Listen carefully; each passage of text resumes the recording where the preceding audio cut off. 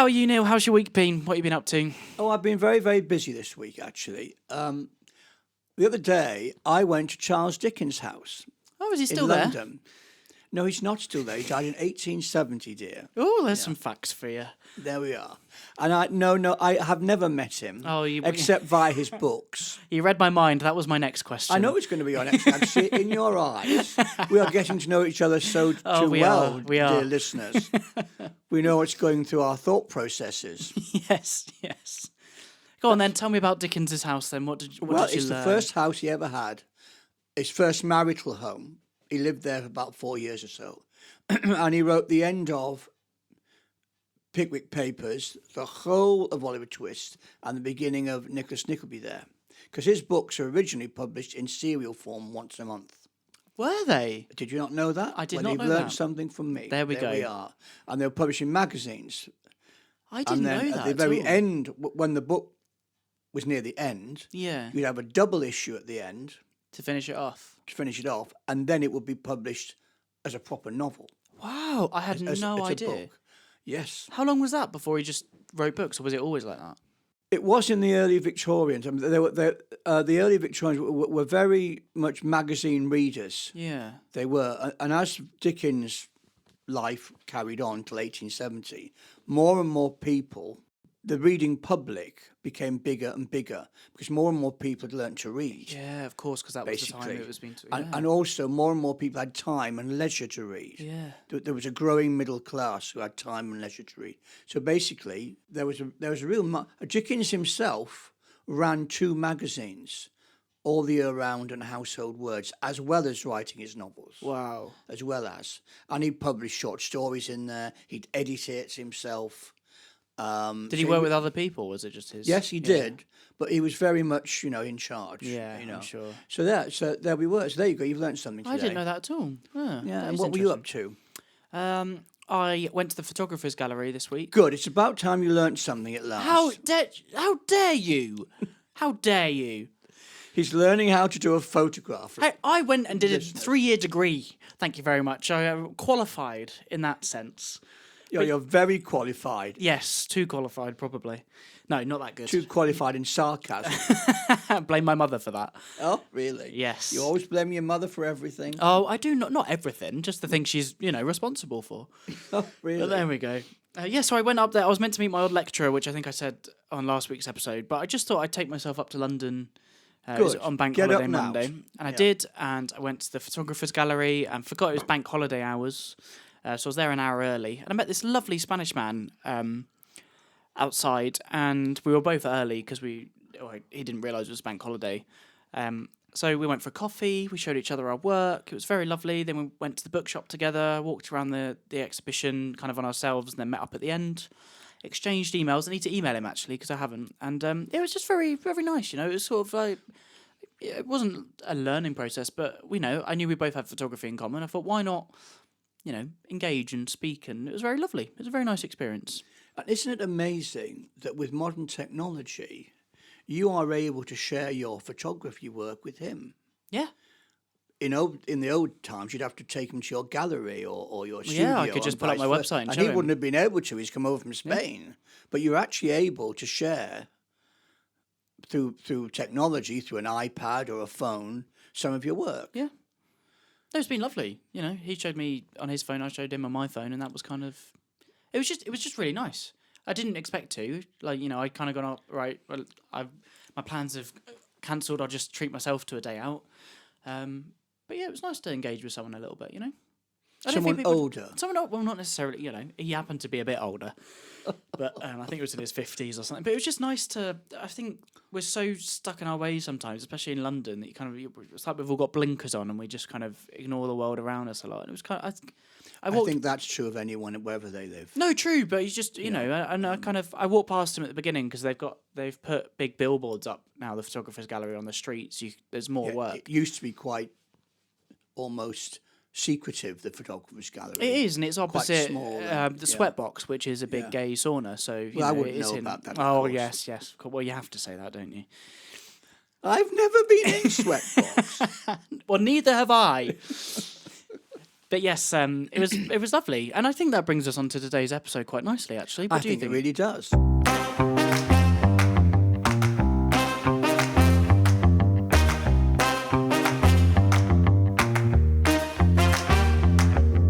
Welcome to Hello Dear, the podcast where age is just a number and opinions come with a touch of laughter. I'm Kieran, the young perspective on the twists and turns of life today. And I'm Neil, the seasoned voice of yesterday, with a flair for drama and a love for life.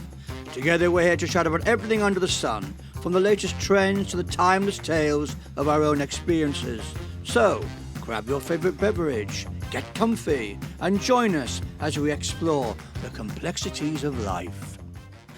So today we're going to be talking about youth versus wisdom. Can we turn this round, please, and say wisdom versus youth? Well, why should one come before the other? No, I don't mean that at all, No. really. But the thing is, I had the wrong idea about this podcast when we started it. I presumed that the podcast would be a case of myself sitting here in my room, in the kitchen or whatever, sharing pearls of wisdom with a younger person, a much younger person, Much younger.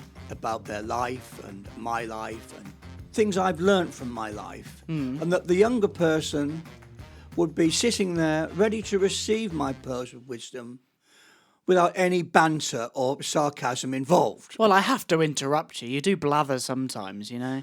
Well, I suppose you do try and keep me on track. Well, that's it. Yeah, exactly. But yes, no, I think you're right. We've got a lot to learn from each other, and you know, youthfulness doesn't necessarily mean you're not wisdomed. you can have wisdom at a young age, but you know, not. I suppose we're talking about wisdom in the general term of kind of life experience, and kind of I guess it's youth versus experience, which we sort of covered a little bit in a previous episode. But we want to specifically talk about that kind of ignorance that comes from being youthful, blissful ignorance. I think that's kind of one of the main problems that I see with, a benefit actually I see to being youthful is my blissful ignorance to the world. Well, we've heard plenty of that on this programme Oh, so far. Thank you so much. You're so lovely to me, Neil. I don't mean that at all. But there is that kind of sense of sometimes it is like when you're young, it is good to be ignorant a little bit and kind of you don't. It kind of hypes you up a bit more. You don't worry so much. But you worry about some things. But, you know, being ignorant to certain, you know, challenges, or I think a lot of young people travel because they're less worried. They don't worry about the faff of travelling. But you ask my parents, have we got the insurance? Have we got the passports? And they're checking the pockets all the time. Whereas it's quite nice to kind of be ignorant to that a little bit. Carefree. Carefree, that's the word, yeah. Lacking in fear, Yeah. in a sense. You know, Just going for it. Yeah, exactly. going for And it. I think that's a really good thing about being young is that you do kind of, and you can pick yourself up again. Being adventurous in some way. Yeah, and you know if it doesn't work out, I think you're more likely to go, well, I'll try again, or I'll try this way this time. It's almost like riding a bike, isn't it? If you don't get on that bike and ride it, you're never going to learn how to ride a bike, and you've got then inevitably you will fall off. Yes. But you've got to get on again. Yeah. It's like swimming. Unless you go up the deep end, you're never going to really learn how to swim. Well, actually, I think that's a really good analogy for life because you know you start with your stabilizers on, and you learn the basics. You know how to pedal and stuff. I was one of the stabilizers. Did you ever take them Trying off? to be a stabilizing influence. Yes. But that didn't work. But then, you know, as you kind of hit your 20s and you're finishing education, those stabilisers come off almost, and you kind of left to go on your world on your own, you fall off a lot, you kind of make your mistakes, and then eventually you get used to it, you figure out, you know, where you're heading, then you can kind of cycle a lot without having to kind of worry about crashing or falling over. But you know when to brake, when not to brake, when to pedal faster, when not, whereas you don't necessarily know that when you first take the stabilisers off. Oh, that was good. I'm proud of myself for that one. And you did that in one breath, ladies I and did. gentlemen. That was fantastic. That was good for me. Usually I'm blathering, we have to cut bits. Red in the face now. Yeah, Take a breath. Take a breath. Open the window. Go on over to you. I need a breather now. Yeah, I think you're absolutely right in some ways. I mean, young people are blissfully unaware of a whole situation sometimes, and that can be awful because they dive into something and they cause hurt to other Offence, people, yeah,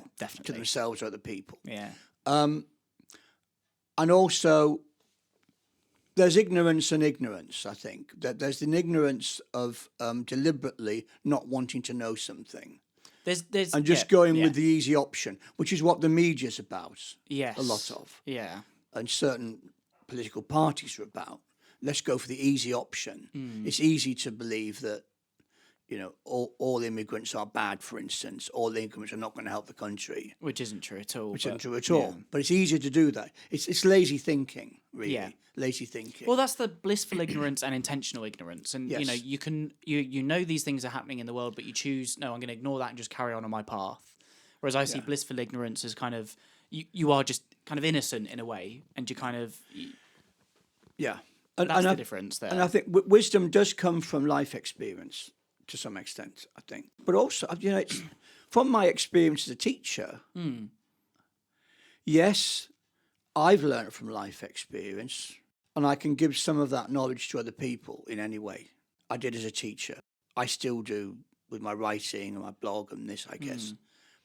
But I occasionally learnt things from young people in the class, because young people can have an insight into something. They have insight. And it's a freshness, a fresh insight, because they haven't got the prejudices, or they haven't, it's new to them. The topic, the things are totally new to them. Yeah. Oh, well, maybe we can do this. Oh, yeah. Well, when you've been teaching something or learning something that, it's the syllabus, it's the same every year. Things change, but, you kind of, right, well, there's that presentation I made a couple of years ago. We'll teach that lesson again.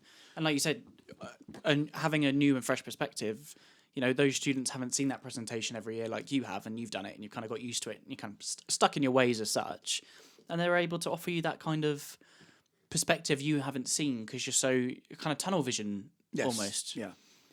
And also, don't forget, cheese have 101 other things to do as well. Oh, yeah, no, it's a very tricky job. But I think it's funny you say that, because I think it's the same creatively, and it's this trouble you've been, wisdoming me up with recently, that I've been stuck in this kind of commercial photography headspace lately, and I'm like, right, how do I make money? This is all about money, and I've lost a bit of my creativity. But speaking with you and other people, and now forcing myself, I went and I bought a photo book at the gallery, and I ordered some more from Oxfam because they were a lot cheaper. And now I'm getting back into it, and I've got these ideas, and I'm feeling good again. But it's the same principle that I was stuck in that kind of with blinkers on, and it was like, this isn't making money. This is what I have to do. There's none of this. And it's only when you engage in that other perspective willingly that you have something to gain from it. Because I don't think everyone who's old has wisdom. You're right. Because a lot of old people, you could say, or older people, set in their ways, are set in their ways, and they have deliberate ignorance. Yeah. They only read one newspaper, they watch the same stuff on the telly, and they are like that stereotype of ignorant immigrants are all bad for the country. Yeah. That's only an example. No, exactly, but it's a lot of young people will associate older people having that viewpoint, because that's kind of like, that comes from the war and a lot of things that happened before, but that's them purposely being ignorant to the world and how it runs now. And that's where the problem is, and it doesn't. Young people can be that, old people can be that. And I think it's good to get out of these stereotypes, because old people don't necessarily have all the wisdom. No. I mean, the only real wisdom that old people have, I suppose, life experience. I suppose life experience, and maybe if they're talking to a younger person who's going to go ahead and do something, they can say, no, hang on a minute, think about this twice. Yes, because they know what they know that it might be wrong, or it might harm the other person, sort of thing. Yeah. Or because the young person hasn't thought of all the avenues. Have I got enough money for this? Have I got enough energy for this? Because we don't, because we're just so kind of, I want to go do bang, this, bang, bang ahead. The world. Yeah. But that doesn't. I mean, I can remember, particularly when I was directing Shakespeare plays, and that the young actors obviously have no real pre-knowledge of doing a Shakespeare play, even if they'd done a few with me anyway. They're not an experienced actor. Yeah. But they'd come up with ideas sometimes, and they'd come up with ways of saying a line that I'd never thought of. Gosh, I thought, I never thought of it that way. And I would tell them. Yeah, that I never thought about that. Try it. Yeah. Because Is that collaboration though? Or it's is collaboration. Yeah. And I think this one of the sad things is that young people and old people don't collaborate enough. No, we ignore each other. We pretend the other doesn't exist, and we kind of just batter on. You think so? There's a separation. There's a, like, I wouldn't say it's a fear, but there's definitely a, they're different to me. I won't. Like when you're in school and you've got like the year 12, you've got the sixth formers, and you've got, when you're in school, you would never talk to the sixth formers unless you're in sixth form.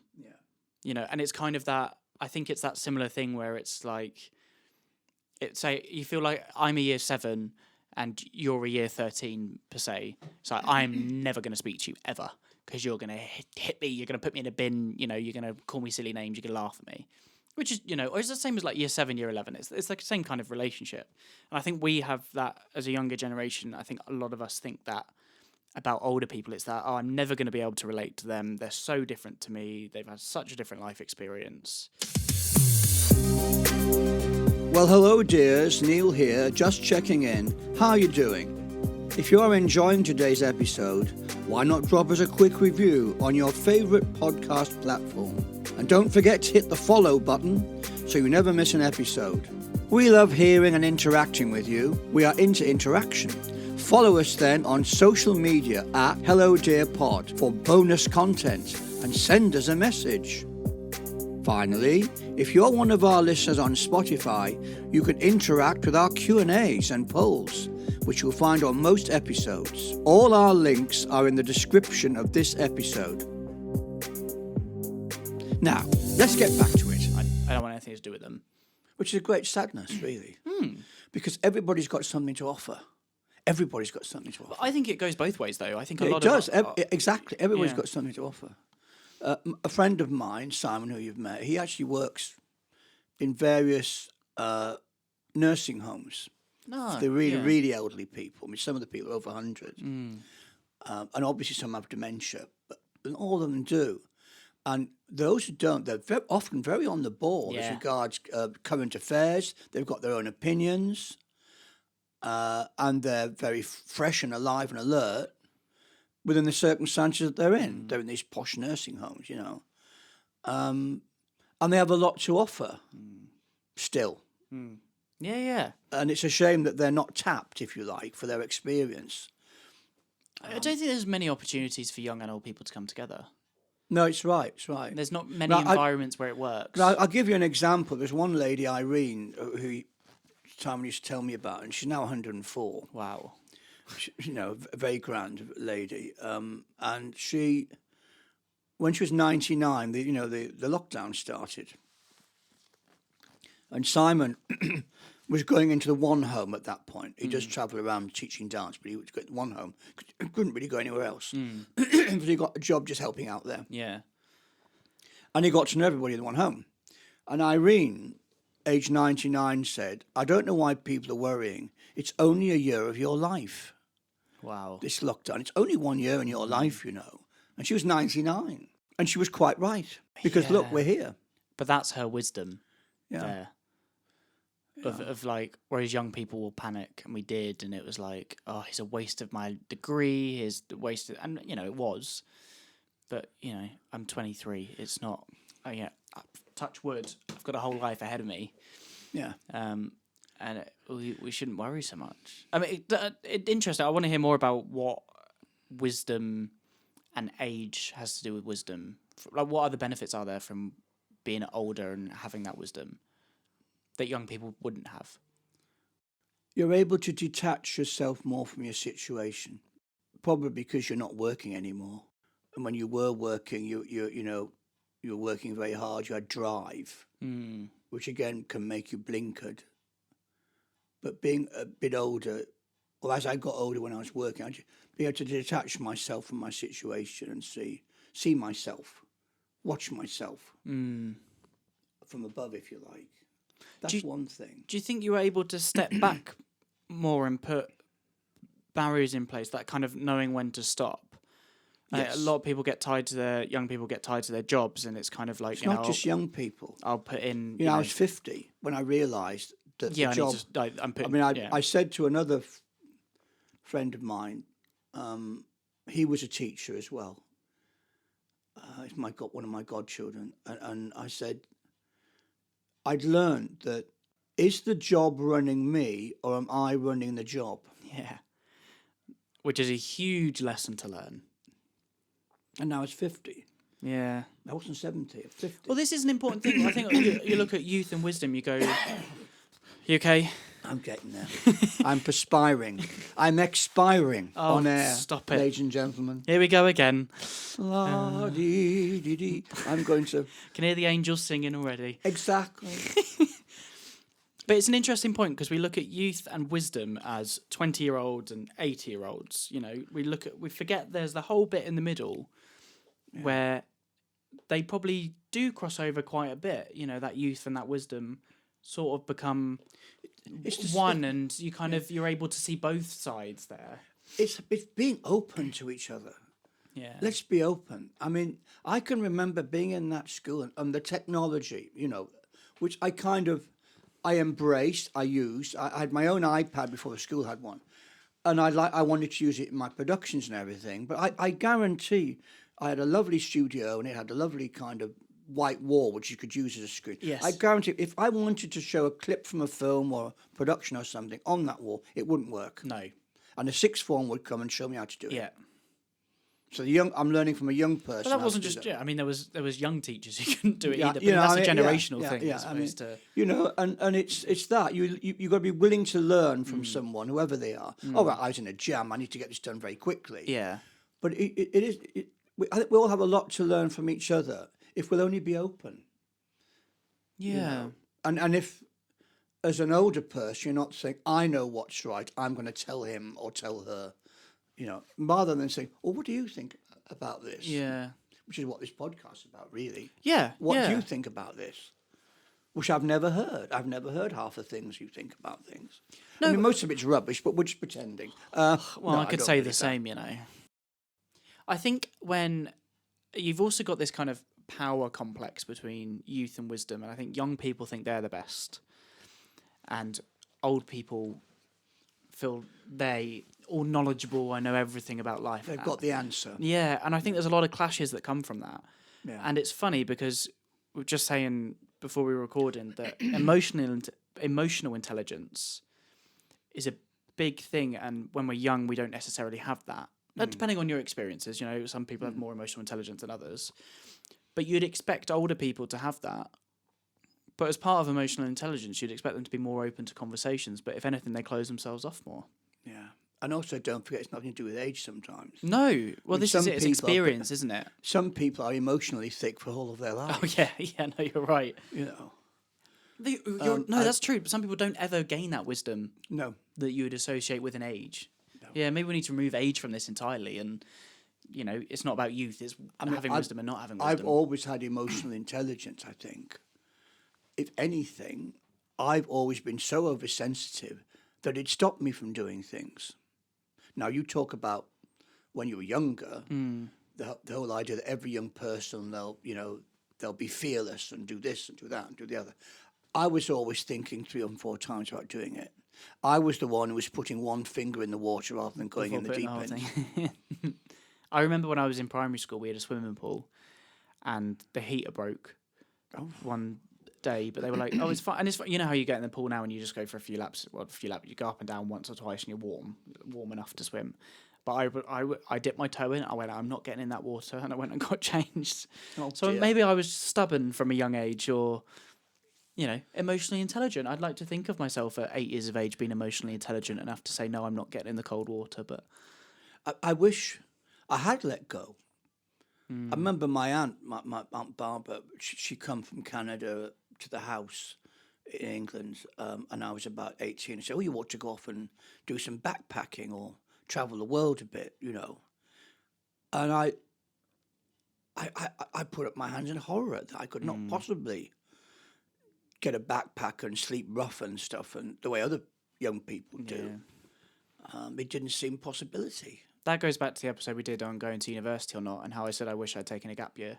Yeah. Because I think almost university is where you kind of you do gain wisdom at university. You know, that's where you get your first life experience, your real life experience if you move away from home. Doing your own washing for one thing. But this is it. Doing and your kind own of, cooking. You got to battle your own things. You know, you got to start looking at you know, you do gain some life. Your first real experience of life experiences at university, and I wish I'd done a gap year between sixth form and university where I was still ignorant to the world, where I lacked that life experience so that I could travel freely and not worry about, traveling as much, because now I could have a completely different perspective on traveling. It's going to need to plan here, this needs to be booked, that needs to be booked, and I kind of have that a bit. I'm still a lot more free than my parents would be if they were booking a holiday.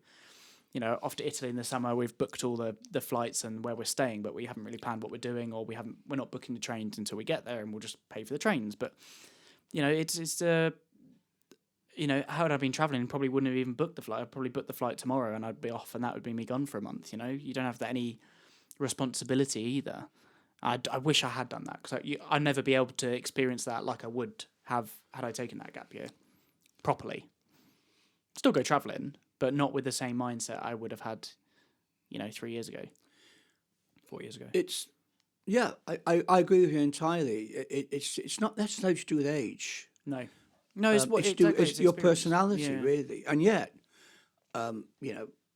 somebody said you're not a very adventurous person, Neil. I said, well, I am, because I was very adventurous with the work I did in the drama department. There was my adventure. Yeah. Trying new things out, seeing if this will work. And it's different for everyone.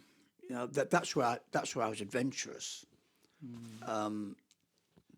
But in other things, I'm rather conservative. I have to know where the hotel is. I have to know. I went on a road trip with a couple of very dear friends for my 60th birthday, and we did California and Las Vegas, which I hated with a passion, by the way, and San Francisco and all of that. Some of this I'd already done anyway myself. But part of the holiday, we didn't plan to where we were going to stay for the night. Right. And that wound me up. Yeah. It wound me up. I needed to know where I'm going. Not necessarily what time we got there, but I need to know where I'm going, where I'm going to be. I didn't have that. And I can remember we got as far as Santa Barbara, and we hadn't booked anywhere. And we're running out of gas in the car and all of that. And I was getting really right up the wall, And eventually we found somewhere. And I don't know how much it was, but I said, we're staying here. Yeah. Then I said, well, why don't we just stay 2 nights? Because we're booked in LA for next night. Yeah. Just have a couple of nights here so that I can calm down, basically. Well, I suppose, like you said, you were 60. That's the problem with being old, is you're stuck in your ways, and you're not open to change. Well, they're one of them is only a few years younger than me. The other one is. But I suppose that's what you said. It's different experiences. If you've always travelled your whole both more life, carefree spirits. Yeah. I mean, one will be 50 in January. The other one will be 68, I think, in a couple of weeks. But they're much more carefree spirits than I am. Now, and I have to have, the hotel, hopefully breakfast, organised, all that. What do they do for a living? Nothing to do with what they did for a living, I don't think. You don't think? Because I think being a teacher, because my mum's exactly the same, and she needs structure every day. She'll plan her outfits the night, but whether this is just a mum thing, she'll plan her outfits the night before, and then she'll know exactly who she's meeting at what time, and she'll have a schedule ready for every day. She has it all on her phone, and I genuinely believe that is from being a teacher for 40 years. I mean, one of them worked he was a managing director in an office, but he's the kind of person who, once he's left work, he can separate the two. Yeah, he's done all kinds of. He's travelled on his own. Again, teachers can't separate the two because of the market. No. I do genuinely believe that being a teacher is partly to do with that attitude. But anyway, that's going away from this. Yeah. How do we solve this? How do young people and old people come together if they don't want to do a podcast? How do you go about it? Is it just the young people? Is it who needs to take responsibility? What do we do? How does a young person gain wisdom? By living. Well, you have a few knocks in your life, and then you realise, that life is not what you thought it was going to be. It's a tough one, because I think you do need to live a bit to be able to have some wisdom. But then, maybe grabbing life by the balls, as they say, is a way to kind of learn that quicker Yes. Yeah. and gain that wisdom quicker, is just Yeah. to kind of do it, make mistakes, move on, do it, make mistakes, move on. Right, you've made enough mistakes now to know what works, what doesn't work. I come back to this word openness. It's being open to each other. You know, and I think it's being willing to listen to someone even though they might be old, or being willing to listen to someone even though they might be very young, because everybody's got something to offer. It's coming back to what we said earlier. And it's a sadness, isn't it, that if you might be missing out on learning something or a freshness. I think you need to have those conversations, but understand that we're not going to agree on everything. You and me, we have different views on religion, on politics, on, there's things in life that we don't agree on. Yes. Yeah, we're still able to respect each other, have conversations about those things, not about those things, and learn while still having different opinions. There will inevitably be things that people don't agree on. Yeah. And it's okay not to agree on things. Yeah, exactly. Without being conflicting and saying that my position is right, and kind of trying to beat the other person into a pulp about it, or not have any discussion at all. You can't say that because of whatever. Yeah, you need to have a bit of understanding that there is an age gap there, know, and you need to understand that your upbringing was very different to my upbringing. You had nowhere near as much openness, and my teaching is able to look back at the last 50 years and go, they didn't do this right, because there's now wisdom within the education system, because it's easier to look back and say that, well, that was the wrong way of doing it. Whereas you kind of had the ways, you were still, so your upbringing was very different to mine. Yeah. Life's changed a lot. Everybody's upbringing is different from everybody else's. Well, of course, and that will continue to change. My when I'm 60, 70, my kids or the generation 2 below me will have a completely different education to what I would have had. And I'll be struggling with it. Yeah. So I think it's just having that idea that, that you might not agree. They may say some things to offend you, but they're not trying to offend you.